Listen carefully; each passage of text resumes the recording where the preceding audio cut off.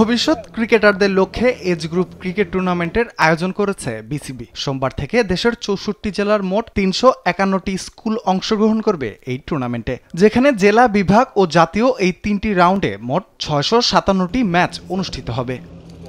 সারা দেশের 64টি ডিস্ট্রিক্টের মধ্যে প্রায় 10টা ডিস্ট্রিক্টে আজকে স্কুল ক্রিকেটের ওপেনিং ম্যাচটা হচ্ছে। এই স্কুল ক্রিকেটে প্রায় 351টা স্কুল পার্টিসিপেট করছে সারা দেশ থেকে।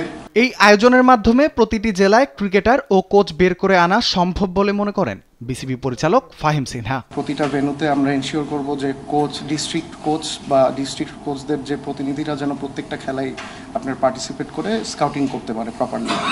তারপরে আপনার মানে স্কুলের শিক্ষার্থী এবং অভিভাবক যারা আপনার যেন আপনার মাঠে অংশগ্রহণটা বাড়াতে পারি, ওইটার কারণে আমরা কিছু ফান গেম, কিছু কুইজ গেম অ্যারেঞ্জ করছি, যে মানে কিছু অ্যাক্টিভেশনের কারণে এঙ্গেজমেন্টটা যেন আমরা বাড়াতে পারি। জাতীয় পর্যায়ের সাবেক ক্রিকেটাররা থাকবেন এই পরিচালনায়, যার নেতিবাচক দিকগুলো কাজে লাগাতে চান এই বোর্ড পরিচালক। জাতীয় পর্যায়ের আপনার কিছু ফার্স্ট ক্লাস ক্রিকেটার বা national cricketer, x national cricketer, তাদের ইনভলভমেন্টটা আপনার অবশ্যই আমাদের এই তরুণদেরকে অনেক উৎসাহিত করে সাধারণত।